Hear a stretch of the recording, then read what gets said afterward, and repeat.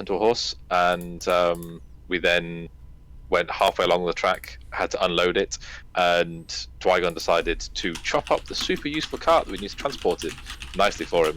So we left him there getting drunk with it and decided to go and actually camp off the road because we aren't dumb. During the night, Tazros was interrupted by some friends who were of a rather sucky nature, and they decided that they wanted some ale as well. Tazros, being the kind soul that he is and the party animal, decided that he'd actually share the ale with them.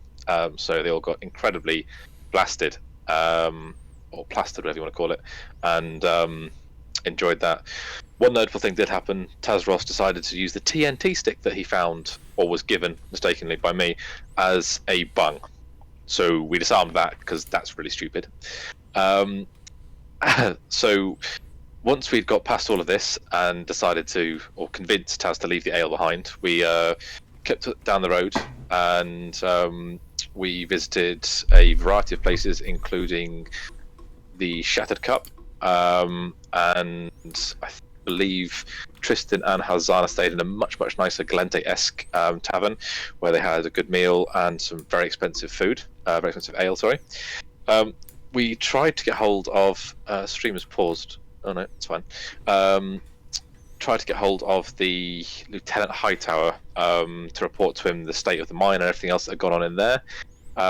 What we found was that there were very strict rules about when you could see people. You couldn't just apparently walk in and see the person that sent you on a mission. So we did some things in the meantime, and whilst we were waiting for time to go and see the Lordmaster, the Lieutenant Hightower, we, as in myself, Taz and Snow, found a gentleman that was very upset about the situation going on, because he was basically being blackmailed for money for the welfare of his son or grandson, who had joined a cult. So we went to try and find the location of that, and we managed to do it, but rather than charging in headlong as we have done before, we thought, let's go get the rest of the party. So we wandered over to the Nix's drop, got hold of Hazana and Sir Tristan. We went and saw the Lieutenant Hightower, reported to him about everything that had gone on, and gave him a bit of info on the Abyssal Order, which is the nasty bunch of blokes that are blackmailing our friend in the tavern. And then we headed on over there, and that's where we left off at the end of last session. Yeah, so you left off, I think, a little bit later than that. You got your troops back together, and you headed over to the so you got these lockets, basically. Jardum, the grandfather of the missing child, and his son, Ardan, he gave you this locket, a special necklace, a pendant, which was matched with the one that his wife, Canry, wore, and that necklace, essentially they pull towards each other. So you use that to follow the, where's it pulling to? Where could he be? And you followed it towards this abandoned, burned out building, and you disappeared back off after that part, got the rest of the troops, and came back to it at the end of the session. So when we last left our heroes, they were outside this abandoned building that this magical pendant had drawn them towards. They weren't sure exactly what was going on, but they had followed this pendant, hoping to find Ardan and his son for Jardum, the barkeep, and that's where we left off. So you're outside this building. You're in this alley. It's quite dingy. The buildings. It's one of these narrow alleys where if you were to try and get a cart down it, you might be having to squeeze it past people who are standing at the side of the road. It's really narrow.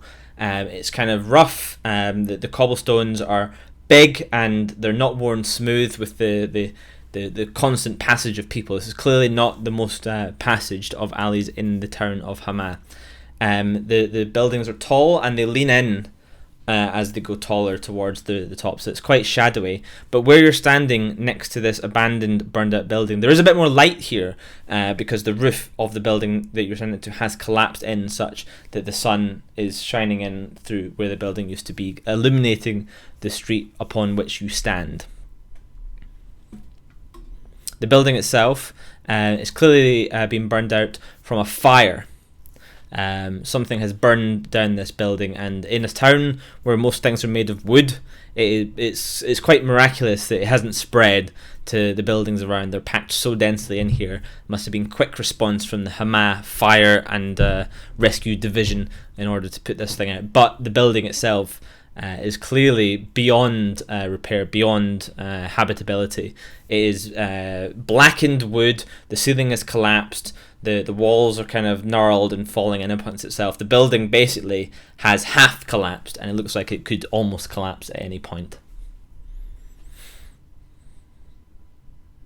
So what would you like to do?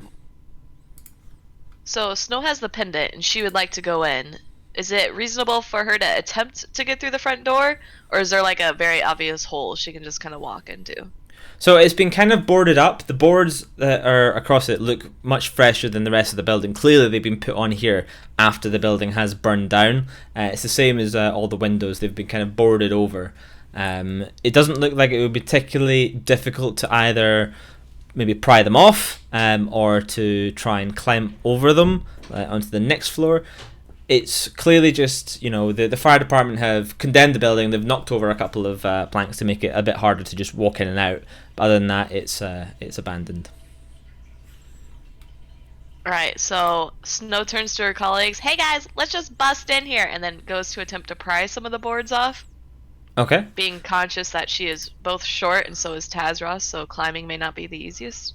So, what's the strength save for Sir Tristan? I'm going to start pulling bits off the door. Okay. If you tell me these have been nailed on, anything that has been nailed can be unnailed. So Yes. I'm just going to start pulling at them.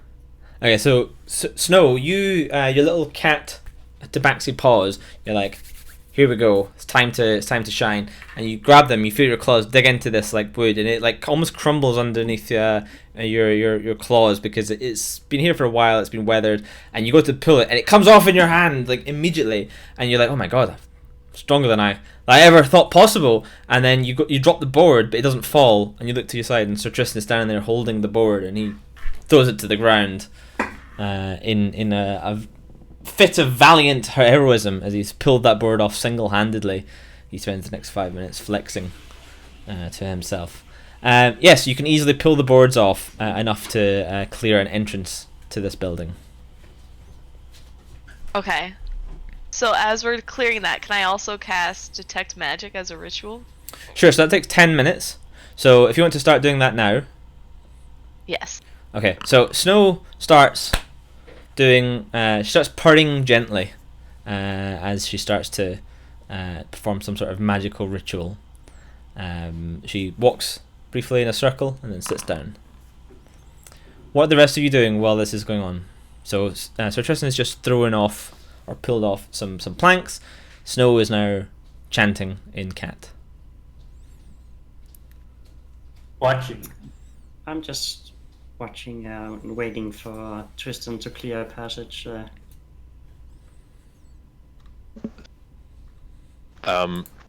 you're just going to try and keep an eye on the party, but maybe take a scout up and down the sides of the building, see if there's anything obvious.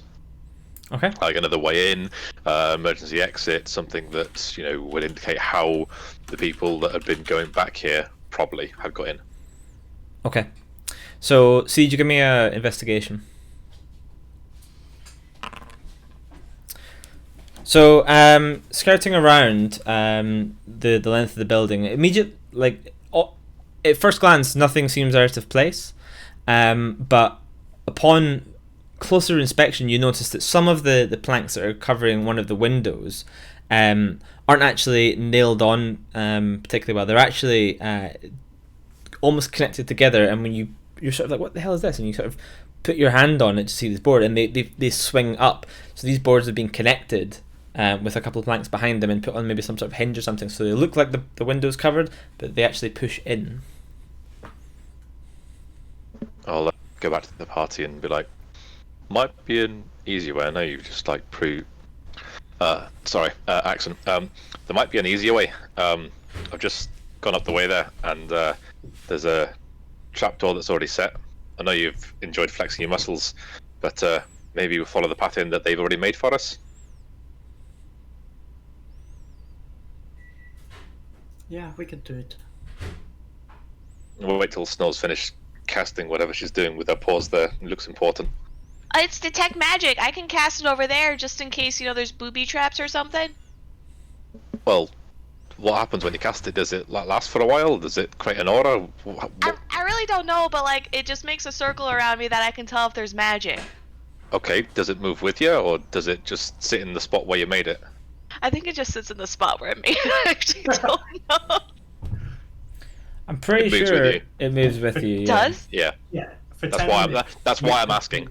Well, it follows me around for a couple minutes, so yeah, I'll finish casting it right here. Yeah, makes sense.